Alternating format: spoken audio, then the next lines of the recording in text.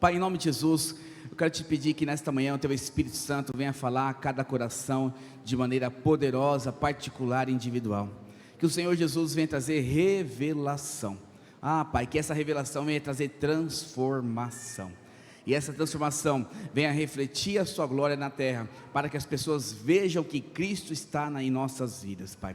Senhor Jesus, guarda o coração, guarda a mente dos meus irmãos, para que essa palavra tenha verdadeiro sentido para eles, e venha trazer completa transformação, em nome de Jesus. Diga assim comigo: eu abro o meu coração, eu abro a minha mente, para receber a palavra do Senhor, em nome de Jesus.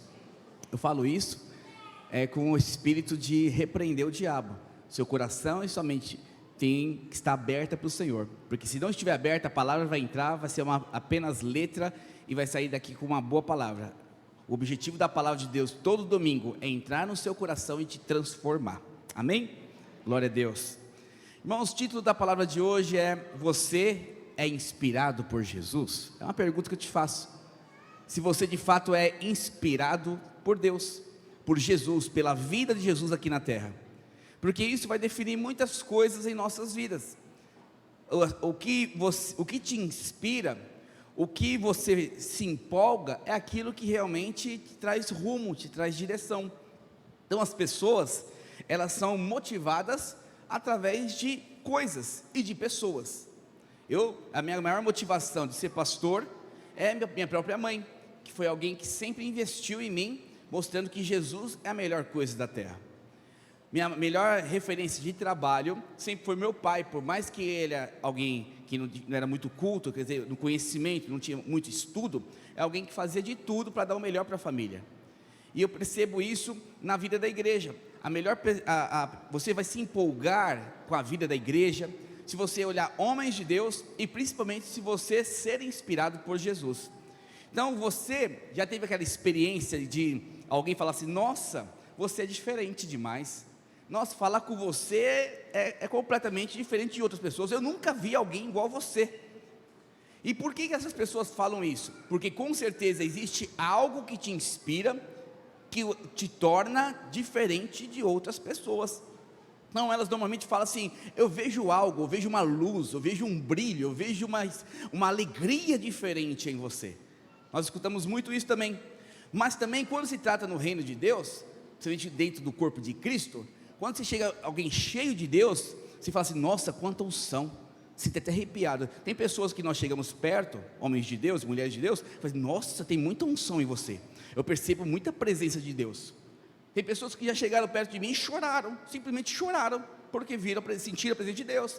Tem pessoas que minha esposa não falou nada e começaram a dar risada, porque viu a presença de Deus. Então quando você é alguém que tem o reflexo, a vida, a unção de Jesus Cristo, as pessoas começam a ver algo diferente de você. E aconteceu também com Pedro e João. Apóstolo Pedro, apóstolo João, eles estavam indo orar, como de costume, o nome aqui, deixa eu ver o nome, esqueci o nome, no pórtico de Salomão. E algo num dia especial aconteceu. Eu quero ler com você que foi um milagre poderoso. E depois desse milagre aconteceu algo estranho, porque as pessoas, os judeus, os fariseus ficaram um pouco irritados com ele. Vamos ler o texto primeiramente? Atos capítulo 4, verso 13. Atos capítulo 4, verso 13. Ao verem a intrepidez, quem viu? Os judeus, os fariseus, o sumo sacerdote. Ao verem a intrepidez de Pedro e João, sabendo que eram homens iletrados e incultos, admiraram-se, e reconhecendo que havia eles estado com Jesus, fala comigo assim: estado com Jesus, vendo com eles o homem que fora curado, nada tinha que dizer contra eles. Deixa eu te colocar dentro do contexto, para você entender o que eu estou dizendo. Esse texto, Jesus, na verdade, quando ele assuntou ao céu, quando morreu, ressuscitou ao terceiro dia, assuntou ao céu, ele falou que deixaria para a terra, para o homem, para o Filho de Deus, o Consolador. O Consolador é o Espírito Santo de Deus.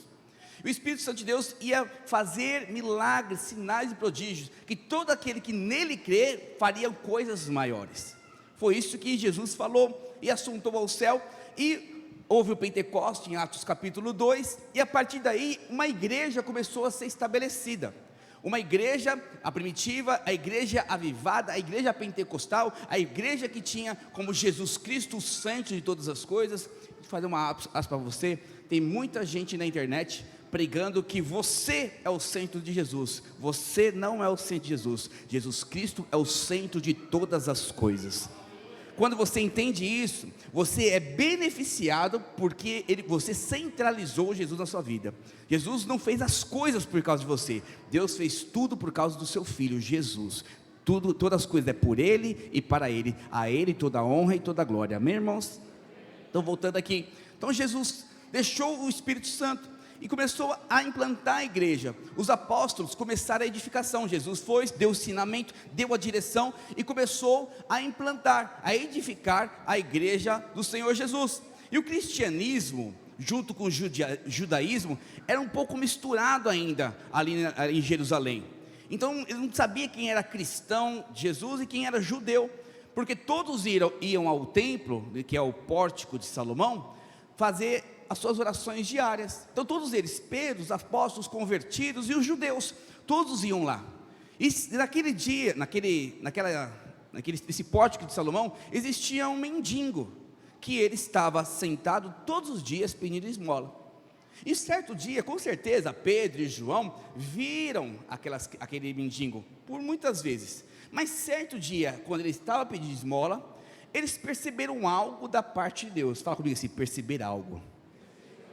Outro parênteses para você, não entenda que a sua vida tem que ser uma vida natural. Você precisa perceber Deus falando com você em todas as coisas. É lá no seu trabalho, é lá na sua família, é numa discussão, às vezes num problema, numa tribulação. Deus o tempo todo está falando com você. Voltando aqui a palavra, então eles perceberam algo, porque era um dia como os outros. Eles estavam indo por volta das 15 horas orar ao templo. Quando aquele mendigo novamente pediu a esmola, eles sentiram algo da parte de Deus, que Deus queria curar aquele mendigo. Ele era coxo, ou seja, ele não andava. E conforme ele pediu a esmola, Pedro e João olhou para ele e falou o seguinte: não tenho ouro e não tenho prata, mas o que tenho eu te dou. Em nome de Jesus Cristo, o Nazareno, levanta e anda. Mas só que ele não levantou e andou imediatamente. Pedro, com ousadia e intrepidez, pegou na mão daquele mendigo e o levantou. E aqui outro parênteses para você interessante. Muitas vezes nós achamos que Deus não faz as coisas porque não nos ama, que Deus não opera milagres na sua casa, na sua família, porque não nos ama. Não, querido, porque a sua palavra tem que estar condizente com as suas atitudes. Se você crê que Deus pode curar, vai com ousadia, vai com intrepidez, porque o milagre vai acontecer na sua casa. Se você crê que vai ser próspero, vai procurar emprego, bate nas portas mais improváveis, porque Deus vai abrir a porta. Se você crê que a sua família vai ser salva, vai com intrepidez, vai com ousadia, prega o evangelho, porque você vai ver a sua família sendo salva. Diga amém por isso. Creia nisso. Então Pedro, com ousadia, pegou nas mãos e levantou, e começou um alvoroço, porque aquele homem, tinha por volta de 40, 41 anos, desde a sua nascença ele era aleijado, ele era coxo. Então pensa, a vida toda estava lá no pórtico de Salomão pedindo esmola. De repente, o homem que todo mundo conhecia há muitos anos começa a pular e dançar, e começa a entrar no templo junto com Pedro e João, e grudou literalmente. As pessoas ficaram abismadas, as pessoas ficaram estáticas, ficaram extasiadas. O que aconteceu com esse homem? E aí Pedro, com toda a sabedoria, que ele é ousado, que ele é intrépido, abraçou, estou simulando aqui, abraçou-me o aleijado e falou assim: vocês conhecem esse homem? Foi Jesus Cristo, o Nazareno, que salvou. E começou a pregar o evangelho, e as pessoas começaram a se converter. A Bíblia fala que naquele momento 2.000 almas foram salvas para a honra e glória do Senhor. Isso perturbou muitos religiosos, as autoridades da época, tanto que foram ver o que estava acontecendo, e ao ver que aquele aleijado tinha sido curado, eles prenderam João e prenderam Pedro. No dia seguinte, eles levam para o Sinédrio, é o lugar de julgamento, para interrogar Pedro e João, e perguntaram para ele: com que autoridade Com que autoridade, por quem que vocês curaram, como vocês curaram esse homem? Aí Pedro novamente, com ousadia e intrepidez, junto com o aleijado, ex-aleijado, né? O ex-coxo, começa a pregar novamente, e as pessoas que estavam lá ficaram admiradas com o que estava acontecendo, e reconheceram que esses homens haviam andado com Jesus, e por conta do que tinha acontecido, um milagre, nada poderia fazer contra eles. Então esse ponto, esse texto é importante você entender, que quando nós andamos com Jesus, quando nós somos instrumentos nas mãos do Senhor, quando nós somos pessoas que somos inspiradas por Deus, milagres começam a acontecer. Pergunta para o seu irmão: você é alguém que opera milagres? Você é alguém que vive milagres da parte de Deus? Eu te pergunto isso porque isso é um sinal que Jesus está na sua vida. Milagres são sinais, mas o mais interessante desse texto não é somente um milagre. No texto fala que eles reconheceram que Jesus estava na vida de Pedro e de João. E por que eles reconheceram? Como eles sabiam que Pedro e João andaram com Jesus? Porque algumas semanas depois, antes da morte de Jesus, Jesus tinha ido nesse mesmo lugar, pregar o evangelho, fez muitos milagres lá, e da mesma forma foi expulso. Ou seja, as pessoas reconhecem quando alguém anda com Jesus, e quando alguém não anda com Jesus. É nítido, há uma experiência, há um mover, há algo que acontece na sua vida. Então nós precisamos perceber em nossas vidas como nós vamos andar, como nós vamos caminhar com Jesus. Você pode caminhar com Jesus de forma religiosa, você pode caminhar com Jesus de forma pensando em si próprio, nas suas necessidades, ou você pode andar com Jesus sendo inspirado. Eu sempre gosto de dar um exemplo do trabalho. Muitas pessoas, elas trabalham porque elas precisam do dinheiro, porque no dia que acabar o dinheiro, você continua trabalhando? Não, porque o seu trabalho não te inspira. Agora, muitas pessoas estão casadas porque começou aquela empolgação, amor, apaixonado. Mas por que continuam casadas? Porque são inspiradas em ter um casamento feliz. O casamento não é mais daquele jeito, às vezes está brigando demais. Mas por que você insiste no casamento? Porque você acredita e você é inspirado pela palavra de Deus em continuar firme, porque você sabe que casamento é da parte de Deus. Então você vai continuar firme, você vai andar firme, você vai perseguir algo quando você for inspirado. Pergunta para o seu irmão: o que te inspira nessa vida? Qual a sua inspiração no seu trabalho? Qual a sua inspiração no casamento, com seus filhos? Qual a sua inspiração dentro do corpo de Cristo? Então, é interessante que Pedro e João, eles foram inspirados por Jesus. A atitude de Pedro e João, todos os dias ele ia orar, todos os dias ele ia louvar a Deus. Mas um dia, pelo que Jesus fez, pelo que ele viu que Jesus fez, inspirado por próprio Jesus e tocado pelo Espírito Santo, ele opera o milagre. E o mais interessante, não quer focar no milagre, é que todos aqueles homens, sumos sacerdotes, fariseus, autoridades da época, perceberam: esses homens andaram com Jesus. Eu te pergunto nesta manhã: as pessoas percebem que você anda com Jesus? As pessoas olham para você e falam assim: nossa, esse homem, essa mulher anda com Jesus. O falar dele é diferente, o agir dele é diferente, a forma que ele trata a família dele é diferente, a forma que ele se compromete com as coisas de Deus é diferente. Esse homem realmente é inspirado por Jesus. Então essa intrepidez, essa ousadia de Pedro levou esses homens a pensarem isso. Realmente esses homens esses homens, né, Pedro e João, andaram com Jesus. E eu quero que isso seja aqui um princípio, uma forma de viver. Você precisa ser alguém que é inspirado por Deus, alguém onde as pessoas olham de fato e vejam Jesus em você. Porque não faz sentido você ser um cristão, alguém que segue os princípios bíblicos, alguém que anda em comunhão com os irmãos, alguém que está servindo a Deus e não expressar isso para fora. Não pode ficar internamente, porque se está internamente, alguma coisa está errada na sua vida. Então todo aquele que anda com Jesus, de alguma maneira, vai expressar a glória de Deus. Se não expressa a glória de Deus, se as pessoas não percebem, se coisas não começam a acontecer na sua vida e na minha vida, algo está errado, e não é com Deus, é conosco, é comigo, é com o Alexandre e é com você. E você precisa perceber se você está exalando, sendo inspirado por Jesus ou não. E quero te perguntar nesta manhã: quantos estão dispostos a serem inspirados por Jesus? Diga aleluia. Só não há pessoas inspiradas por Jesus quando são pessoas que buscam somente a bênção.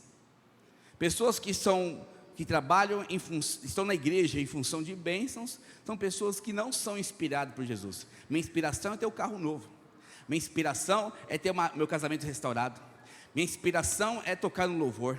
Minha inspiração é ter um novo trabalho. Minha inspiração é salvar isso, salvar aquilo. Eu quero te falar, a sua principal inspiração tem que ser o corpo de Cristo. Mas além do corpo de Cristo, o próprio Senhor Jesus.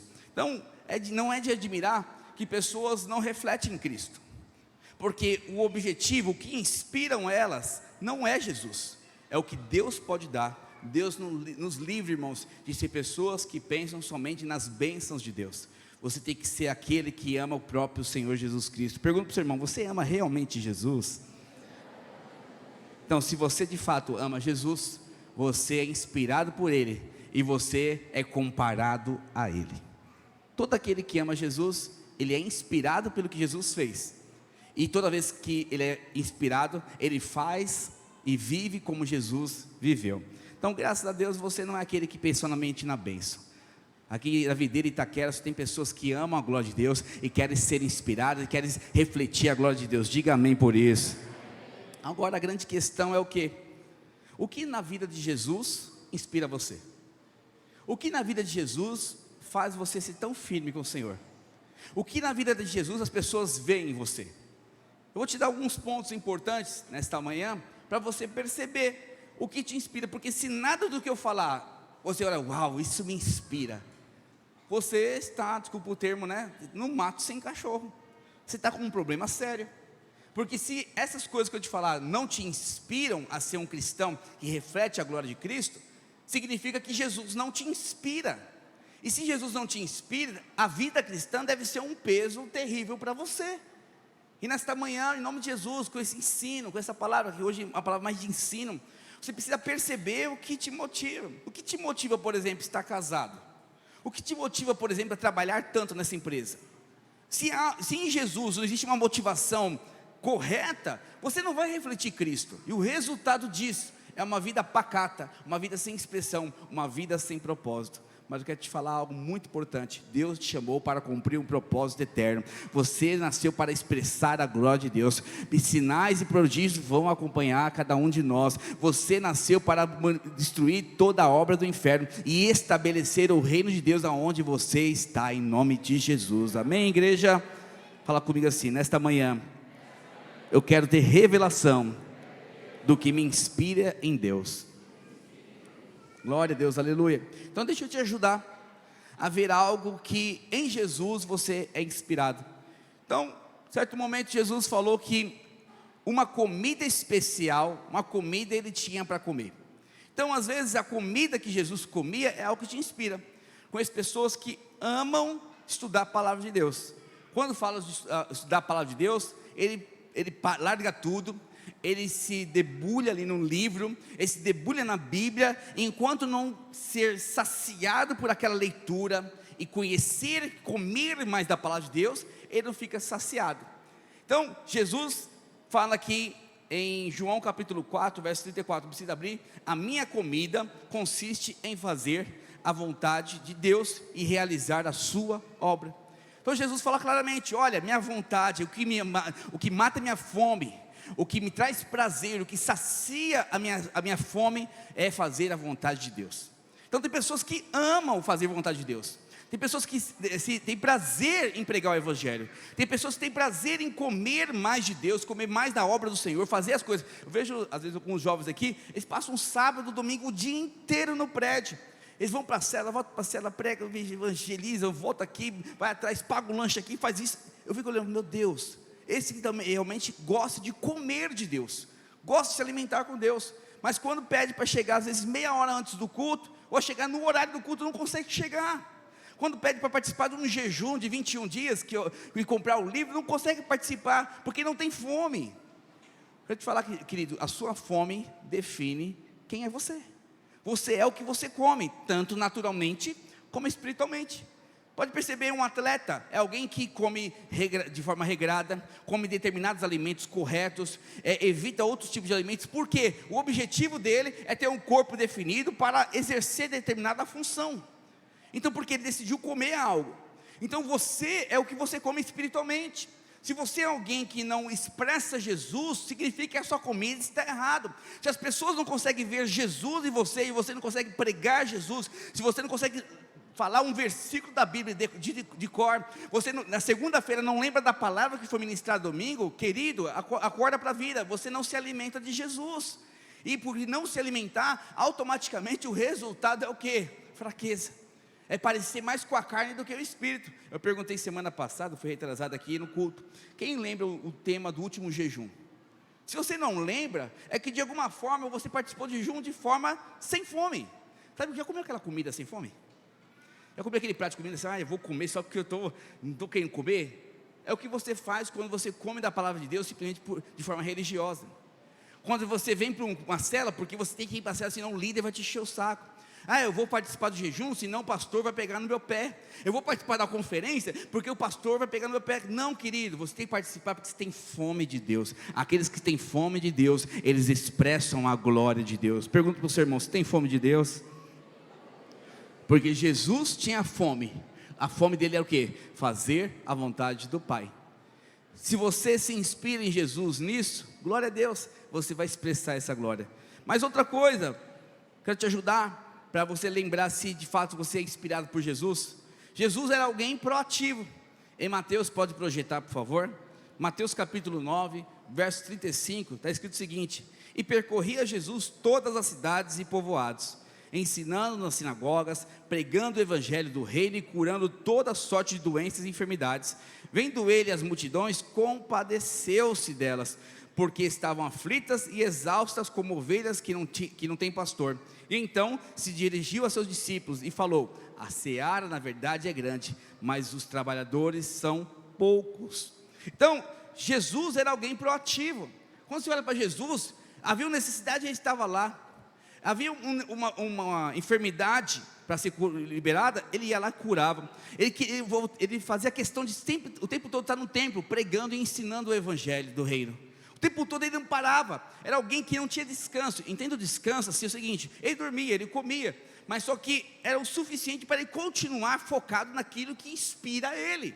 Ele era inspirado em pregar o evangelho, ele era inspirado em curar pessoas, ele era inspirado em atender as pessoas. Às vezes o seu líder, o seu membro te manda mensagem na madrugada, você não retorna para o seu membro. Às vezes o seu líder precisa de um atendimento e você, explorador, não consegue. Às vezes, eu falo por mim também, às vezes o explorador precisa de atendimento e eu não consigo atender. Ou seja, Jesus o tempo todo estava disponível para curar, libertar, restaurar e pregar o evangelho do reino. E essa é a minha vida, a sua vida. Eu vejo pessoas na igreja que são pessoas que não perdem uma oportunidade de pregar o evangelho. Estava falando com o irmão essa semana, ele falou: pastor, já tenho 2 pessoas do meu trabalho, o Uber, que está na minha cela. Eu falei: glória a Deus por isso. Por que ele tem 2 pessoas na cela? Porque é alguém que prega, é alguém que fala, que quer expressar, que inspira. E porque é inspirado por Jesus, ele inspira pessoas a buscarem Jesus. Presta atenção numa coisa, querido líder, querido explorador, querido membro. Se as pessoas não querem seguir o Jesus que você prega, muito provavelmente é porque você não inspira elas, e você não é inspirado tanto assim por Jesus. A igreja, o reino, o pastor, pessoas que são homens de Deus, não te inspiram. Mas só que Jesus era alguém proativo. Fala comigo, proatividade. Ou seja, ele sabia o que tinha que fazer, ele ia fazer. Ele esperava uma ordem, ele fazia porque ele era apaixonado, ele fazia porque sabia a missão dele, ele fazia porque ele tinha um propósito bem declarado. Muitas vezes eu percebo aqui na igreja de forma geral, tá? Não é só aqui na Videira e Itaquera não. As pessoas precisam ser o tempo todo motivadas a fazerem algo para Jesus. Irmão, vamos para a conferência, porque a conferência é poderosa. Muitos aqui não foram. Eu vou preparar um vídeo, uma conferência nossa, é maravilhosa. É o céu na terra. Se você quer ver um lugar que tem poder, é uma conferência. Se você quer uma palavra que vai mudar a sua história, é uma conferência. É um evento que muda o rumo da sua vida. E você percebe que as pessoas, eu não quero ir, porque é caro, difícil, é feriado. Fica pensando, não, alguém que é inspirado por Jesus. Não, alguém que é inspirado por Jesus. Aí reclama da mulher, reclama do esposo, reclama dos filhos, reclama da cela, reclama do casamento, reclama da corte, reclama do namorado, reclama que não está namorando, reclama de tudo. Por quê? Alguém que não inspira, não reflete Cristo. Querido, todo aquele que reflete Cristo atrai pessoas para perto de você. Pergunta para o seu irmão, você é alguém que atrai pessoas para perto de você? Então significa que você é como Jesus, proativo, disposto a fazer e refletir a glória dele. Amém? Outra coisa que Jesus deveria te inspirar, e se não te inspira, é algo preocupante. Jesus, ele não revidava insultos, ou seja, ele não dava atenção para brigas, para discussões, para dissensões. Jesus não dava atenção para esse tipo de coisa. O texto, deixa eu ver o texto aqui, 1 Pedro, capítulo 2, verso 23. Pode projetar? 1 Pedro 2, 23. Pois ele, Jesus, quando ultrajado, não revidava com ultraje. Quando maltratado, não fazia ameaças, mas entregava-se àqueles que julga retamente. E olha que interessante. Jesus, ele era alguém que tinha todo o direito de se colocar na posição de vítima. Ele tinha todo o direito de se colocar na posição de alguém que poderia reivindicar os direitos dele. Quando ele foi preso porque foi alguém que curou, que abençoou, que fez o bem. Quando Pilatos interrogou, ele falou assim, e esse vai se defender? Ele falou assim, não tenho nada para falar. Porque ele estava preocupado em satisfazer ego humano. Ele não estava preocupado em ter razão. Pastora Luísa ensina isso o tempo todo. Foi uma das frases que eu mais marquei no meu coração. Eu prefiro ser feliz do que ter razão. Numa discussão eu prefiro ter paz do que ter razão. Num problema eu preciso ter a alegria do que razão. Porque a razão é o resultado da sua carne.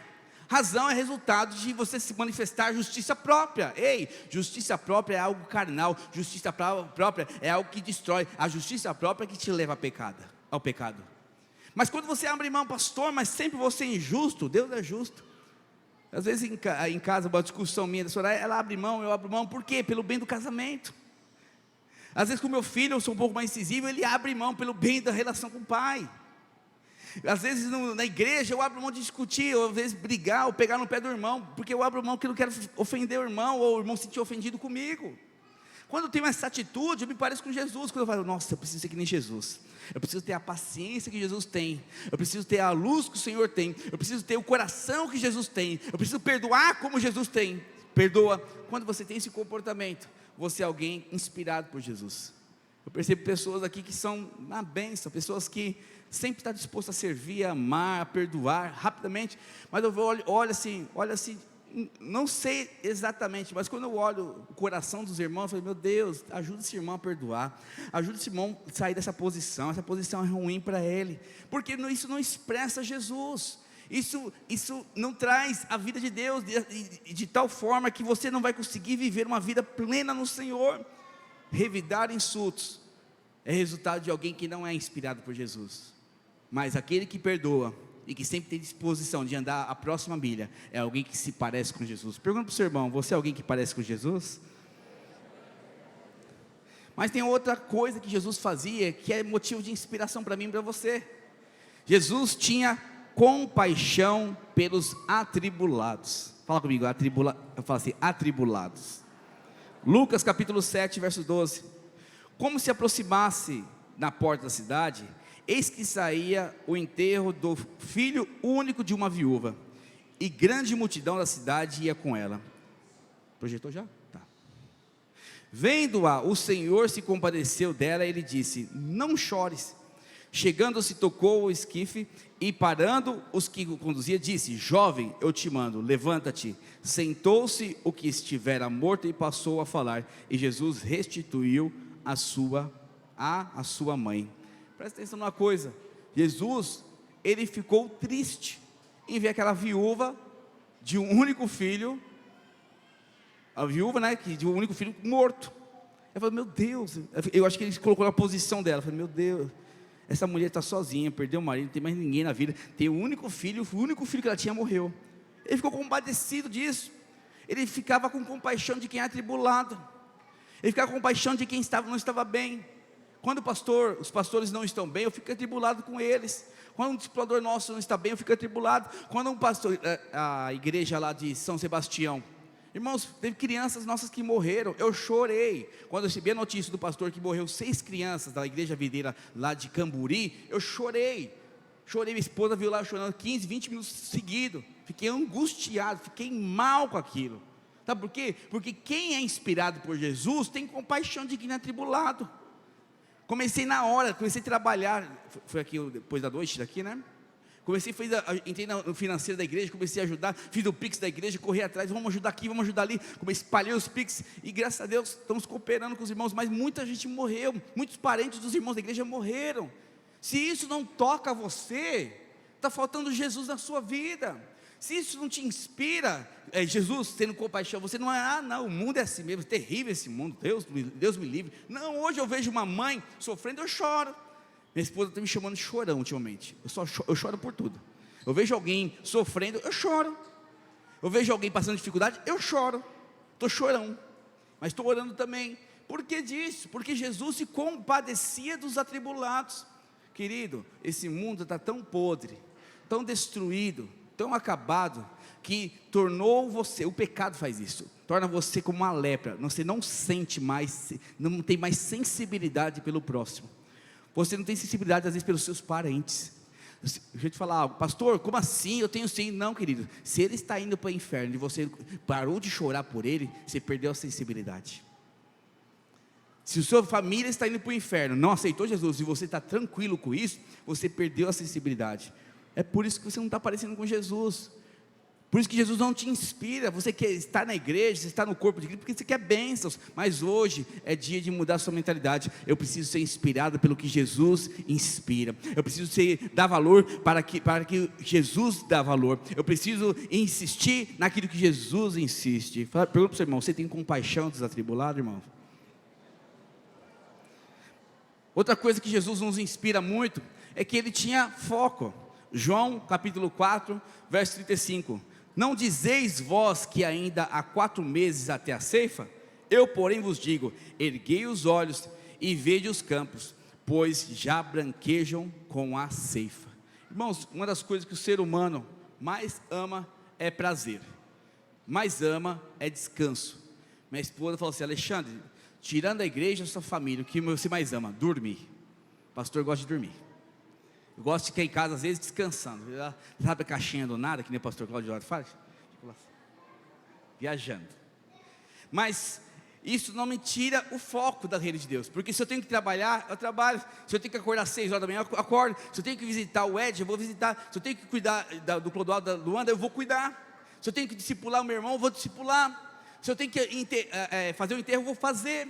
Se eu tenho que ajudar financeiramente o irmão, eu vou fazer. Porque quem tem foco parece com Jesus. A sua célula tem um foco, multiplicar uma vez por ano, diga aleluia. E você tem que perseguir esse foco. O seu discipulador, tem que multiplicar uma vez, um ano e meio no máximo. Isso tem que perseguir. O nosso jejum está chegando. Nosso jejum está chegando, dia 13, 21 dias, uma família, uma missão, é o tema. Você precisa colocar foco, 21 dias que eu vou ser uma família, 21 dias que eu vou me envolver com o propósito de Deus. Mas não, você quer viajar, quer passear, quer curtir. Não, 21 dias de jejum. Você se resguarda, você sai do ambiente natural para se focar no Senhor, para ter uma experiência com Deus. Irmãos, quantos jejuns eu dei foco, e Deus falou poderosamente e mudou minha história. Eu sempre costumo falar para as pessoas, para de ficar discutindo, para de ficar falando, para de ficar 3 horas discipulando, ora 15 minutos focado, e você vai ver a mudança na sua família, na sua casa, em qualquer ambiente. Ah, pastor, eu não sei o que fazer com o meu casamento. Vai orar, pega uma resposta daquele que te criou, que te formou, porque certamente Ele vai trazer o foco correto para o seu casamento. Ah, pastor, eu quero casar. Vai orar, Deus vai mostrar quem é, Deus vai mostrar como fazer. Descansa no Senhor, porque Ele vai operar. Na medida que você precisa de algo, você foca no Senhor, o resultado disso é o quê? Presença, bênção do Senhor. Mas só que as pessoas não, perdem o foco. Ah, hoje a moda é tocar, eu vou tocar. Hoje a moda é correr, hoje eu vou correr. Ah, hoje a moda é viajar, eu vou viajar. Hoje a moda é brigar, eu vou brigar. Você não tem foco em nada. Você é levado por qualquer vento de doutrina, qualquer artimanha do inferno, qualquer sopro do mundo te leva. Hoje a moda é... Não, fica quieto, não pode falar política, né? Enfim, mas você precisa focar naquilo que Jesus foca. E o foco de Jesus é o quê?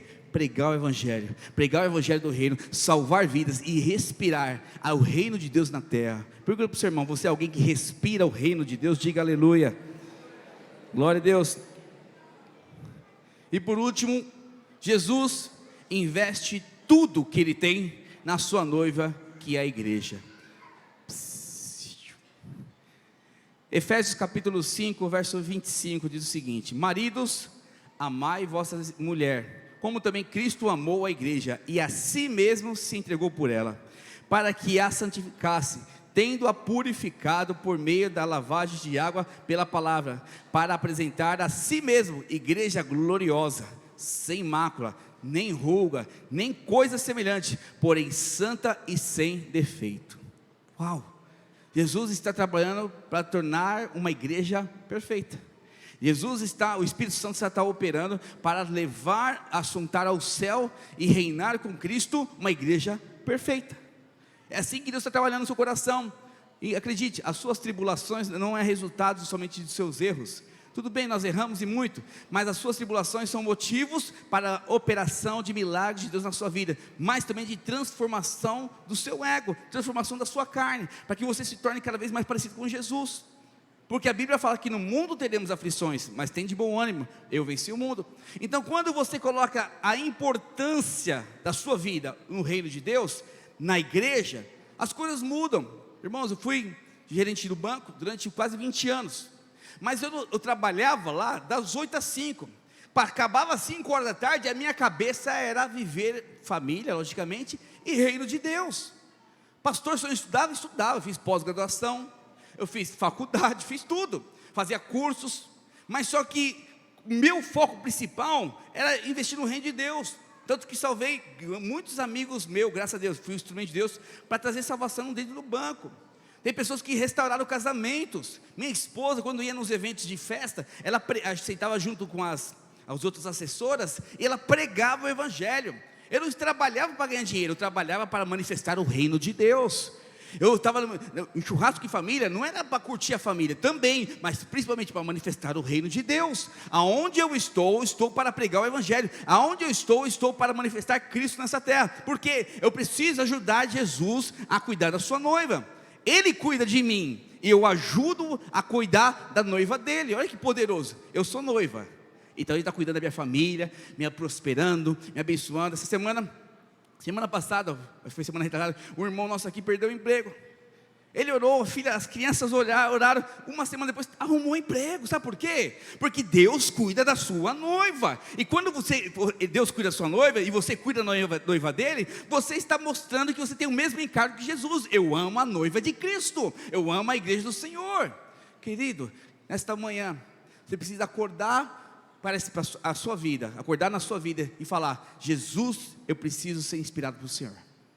Jesus, eu preciso dar valor porque o Senhor dá valor. Jesus, eu preciso focar naquilo que o Senhor foca, porque se eu não focar, eu me torno alguém egoísta e não sou transformado. Quantos querem ser transformados? Diga glória a Deus.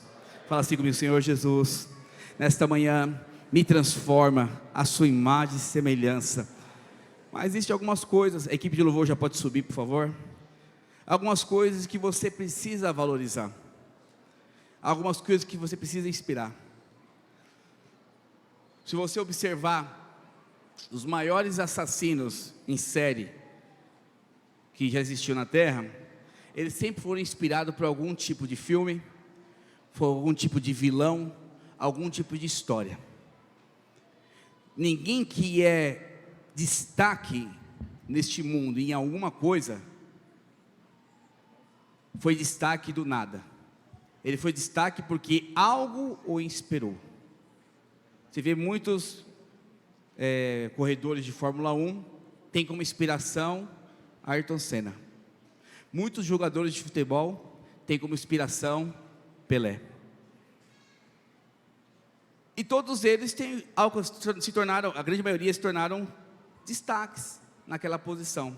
Porque olhavam a vida como eles olhavam.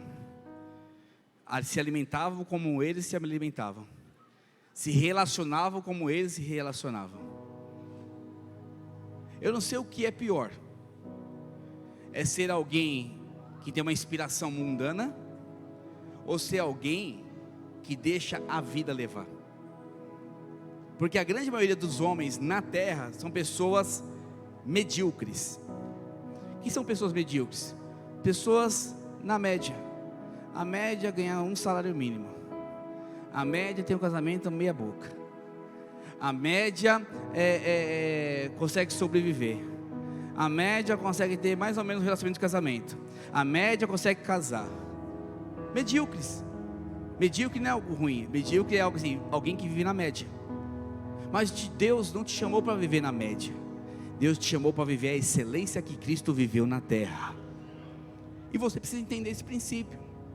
Pastor, como eu vivi essa excelência? Não é vindo ao prédio todo domingo. Não é indo à cela todo domingo. É se inspirando pelo que Cristo fez na história. Se inspirando pelo que a Bíblia fala que Cristo é. Colocando Ele como o centro da sua vida. E assim como Ele vive, eu vivo.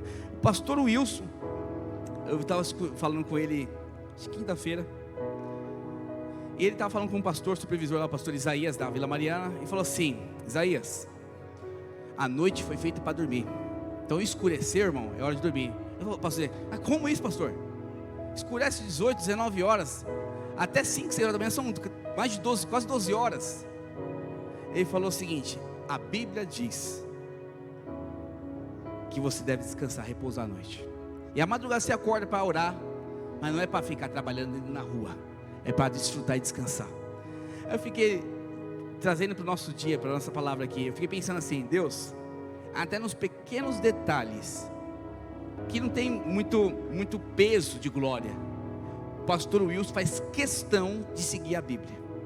Não é porque ele é religioso, é porque ele fala todos os dias: eu quero me parecer com Jesus, eu quero manifestar a glória de Deus, eu quero ser um instrumento da mão do Senhor. Enquanto eu tiver fôlego de vida, eu quero pregar o Evangelho e mudar a história de São Paulo e do mundo. Minha família é salva, os 2 filhos dele são pastores. Ele tem 2 filhos, os 2 são pastores. Um está em Portugal, outro aqui em São Paulo. As irmãs dele todas convertidas.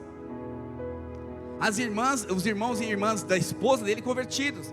Eu olho para ele e falo assim: uau, isso me inspira. Porque eu vejo hoje minha família completamente salva. Eu vejo a prosperidade batendo na minha porta. Eu escutei essa semana um judeu falando o seguinte sobre prosperidade: que dinheiro não é para se guardar, dinheiro é para se investir. Porque se você confia em Yeshua, todo dia existe uma provisão de Yeshua, Jesus, para você. Todos os dias Deus tem uma porção exata todos os dias para a sua vida. Mas se você guardar a porção de um dia com medo do amanhã, significa que você não confia em Yeshua. Ou seja, eu não me inspiro em Deus. Pastor, então eu estou falando que tem que gastar tudo? Não, querida, eu estou falando que tem uma reserva sim. Mas se eu guardar a reserva é por medo que vai faltar amanhã, é que você não confia no Deus que te formou. Aí eu entendo porque Ele não te inspira. Eu entendo que você não confia. Sabe por que você não dá dízimo e oferta na casa do Senhor? Porque você não é inspirado por Jesus. Sabe por que você tem tanta dificuldade de ir para a conferência? Porque você não é inspirado por Jesus. Sabe por que participar de jejum 21 dias no prédio é tão complicado para você? Porque não há inspiração em Jesus. Sabe por que liderar uma célula é pesado para você? Porque não há inspiração em Jesus. Sabe por que você não valoriza discipulado? Porque não é inspirado por Jesus. Porque tudo isso que eu estou te falando, Jesus fazia. Ele fazia questão de ensinar e escutar. Ele fazia questão de estar com os discípulos. Ele fazia questão de comer junto, ele fazia questão de viajar junto, ele fazia questão de curar, libertar e restaurar os enfermos. Tudo isso era a inspiração de Jesus. Fazia questão de comer a comida do Pai. Mas nós não. Eu quero chegar na prateleira, supermercado da Videira Itaquera. Eu quero entrar na gôndola H da fileira 8 e pegar a bênção do meu casamento. Ah, tá bom isso aqui. Ah, mas tem tudo isso para experimentar. Não, não quero não. Não, tá bom isso aqui, porque eu quero satisfazer a minha vontade. Mas Yeshua, Jesus tem tudo para você, mas eu não quero tudo isso, porque isso aqui dá muito trabalho, eu tenho que ficar andando, procurando, pegando. Não quero isso não, eu quero só isso aqui. Isso demonstra o quanto Jesus não te inspira. Por isso que é pesado algumas coisas no reino de Deus para você. Irmãos, eu vivo igreja. Pastor, você é pastor. Querido, eu não fui pastor, sou pastor há 10 anos. Eu entreguei tudo para Deus no dia que eu estava na melhor fase da minha vida no mundo. Eu estava decolando como gerente de banco. Eu estava vivendo os melhores dias da minha vida no banco. Eu tinha tudo para ser um diretor de banco. Abri mão de tudo isso, por quê? Porque Yeshua, Jesus, é muito mais precioso. Eu confio nele, eu descanso nele. E ontem eu escutei de uma pessoa falar assim: hoje você é mais próspero do que quando estava no banco? Minha esposa falou assim: sim, sou muito mais próspero. Eu não dava valor a R$1. Jesus me ensinou a valorizar cada real. Dá a César o que é de César. Saiba que eu tenho uma porção minha todos os dias para a sua vida. Eu queria desafiar você. É uma palavra de ensino, mas desafiar. Muda a ótica dos seus óculos espirituais. Começa a enxergar Jesus como uma inspiração, não como supridor das suas necessidades naturais. Jesus tem que ser inspiração, porque assim como Ele é, você é. Se Ele é próspero, você é próspero. Se Ele faz milagres, sinais e prodígios, você faz milagres, sinais e prodígios. O que está faltando em nossas vidas é ser inspirado. Meu maior desafio como pastor é inspirar os pastores, inspirar os obreiros, os discipuladores, colocar valor naquilo que tem valor, inspirar a equipe de louvor a fazer ensaio com excelência, a dar o seu melhor no ensaio. Seu melhor, porque se Ele não me inspira, não faz sentido isso aqui, irmãos. Isso aqui é um bando de religiosos. Estamos ajuntando porque gostamos do frisson de uma palavrinha de motivação para a semana. Deixa eu escutar minha palavrinha da semana que me motiva. Não, querido, isso aqui tem que ser motivo de inspiração para a sua semana ser poderosa. E você fala: uau, eu vou ver algo poderoso, porque se Jesus curou, eu vou curar. Se Jesus libertou, eu vou libertar. Se Jesus ensinava, eu vou ensinar. Se Jesus pregava, eu vou pregar. Porque a minha vida tem que ser Jesus. Jesus é o centro de todas as coisas. Eu queria te convidar a ficar de pé. Eu quero terminar falando do nosso jejum. Semana que vem, na outra segunda-feira, começa o nosso jejum. Eu queria desafiar a você comer da comida do Pai, assim como Jesus comia todos os dias. Se alimentar da palavra do Pai. Nós vamos estar orando. Tem dia vai ser em célula, tem dia vai ser aqui no culto. Eu queria desafiar você a se guardar 21 dias, do dia 13 de 3 até o dia 2 de abril. Você vai colocar diante do Senhor no livro, lá no finalzinho, tem seus pedidos de oração. Você vai colocar diante do Senhor: Deus, eu quero ter uma experiência com isso na minha vida.